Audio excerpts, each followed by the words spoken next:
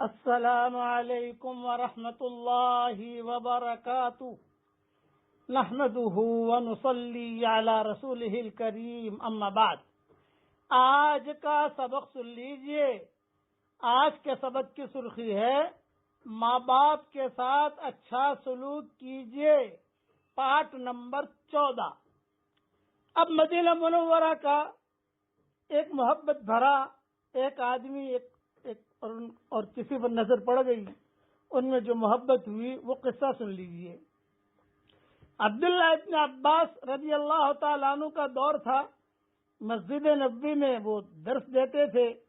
ایک نوجوان کھڑا ہوا اور کھڑے ہو کر کہا کہ حضرت، میں ایک فتویٰ مسئلہ پوچھنا چاہتا ہوں۔ عبداللہ ابن عباس نے فرمایا کہ پوچھو۔ کہا حضرت، مدینہ منورہ میں ایک لڑکی پر میری نظر پڑ گئی اور اس کی نظر مجھ پر پڑ گئی، آپس میں جو ہے محبت ہو گئی۔ عشق کا جملہ تو نہیں کہوں گا کیونکہ عشق میں جو ہے شیطانی رگ ہوتی ہے، اور محبت والذین آمنوا اشد حبا للہ، قرآن میں جملہ آیا ہے۔ خیر، محبت ہو گئی۔ اب محبت ہونے کے بعد آپس میں کچھ بات بھی ہو گئی۔ مسجد نبوی کے کسی کونے کے اندر دونوں تیار ہو گئے، ہم دونوں کیا آپس میں شادی کریں، لیکن ماں باپ کے پوچھے بغیر کیسے کریں؟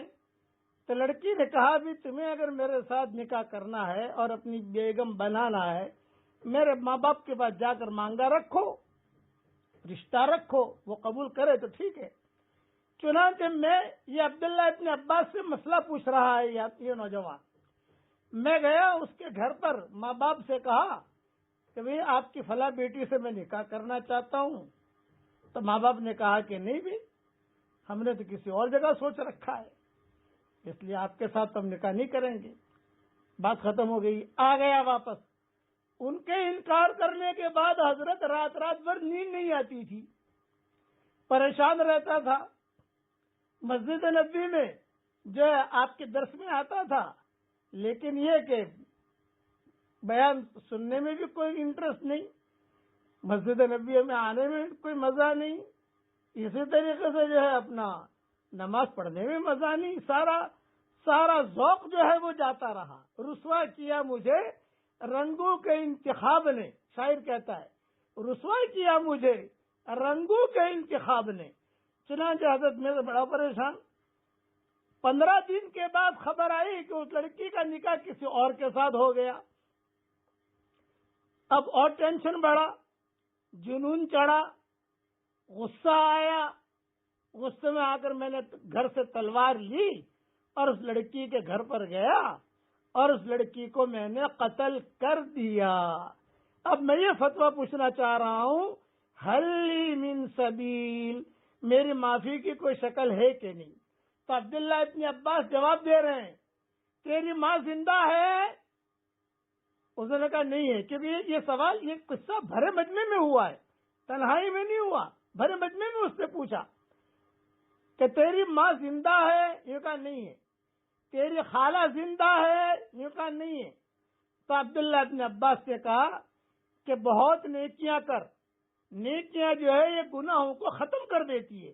کوئی گناہ ہو جائے پیچھے نیکی لگا دو آپ، وہ نیکی اس کو ختم کر دے گی۔ قرآن بہت پڑھ، روزہ رکھ، استغفار کر، کچھ نہ کچھ دین کے کام کرتا رہے، نیکیاں کرتا رہے، نیکیاں کرتا رہے، امید ہے کہ اللہ تیرا یہ گناہ معاف کر دے گا۔ یہ ہو گئی بات، وہ چلا گیا۔ اب جو عبداللہ ابن عباس کے جو شاگرد تھے، بڑے بڑے فقہا تھے، مسجد نبوی میں بیٹھے ہوئے تھے، تو انہوں نے عبداللہ ابن عباس سے پوچھا کہ آپ نے ماں اور خالہ کا تذکرہ کیوں کیا؟ تو عبداللہ ابن عباس رو دیے اور یہ کہا، میں نے پورا قرآن دیکھا ہے، میں نے پوری ساری حدیثوں پر نظر ڈالی ہے، پورے قرآن پر نظر ڈالی ہے، کسی سے بھی کوئی غلطی ہو جائے، ماں باپ کا پاؤں پکڑ لے، پکڑتے ہی اللہ اس کے گناہوں کو معاف کر دے گا، اللہ اسے اپنے دامن میں لے لے گا، اللہ کا ہاتھ اس کے سر پہ آ جائے گا۔ یہ عبداللہ ابن عباس نے جواب دیا۔ یہ کئی کتابوں میں یہ قصے ہیں، اور میں میری کتاب بکھرے موتی میں بھی کہیں نہ کہیں میں نے لکھا ہوگا۔ خلاصہ کلام یہ، ماں باپ کے ساتھ اچھا سلوک کیجیے، ماں باپ کے ساتھ اچھا سلوک کیجیے، ماں باپ کے ساتھ اچھا سلوک کیجیے۔ اب ایک قصہ اور رہ گیا ہے حضرت موسیٰ علیہ السلام کا، ان کے زمانے کا، وہ انشاءاللہ کل سناؤں گا پارٹ نمبر 15 میں۔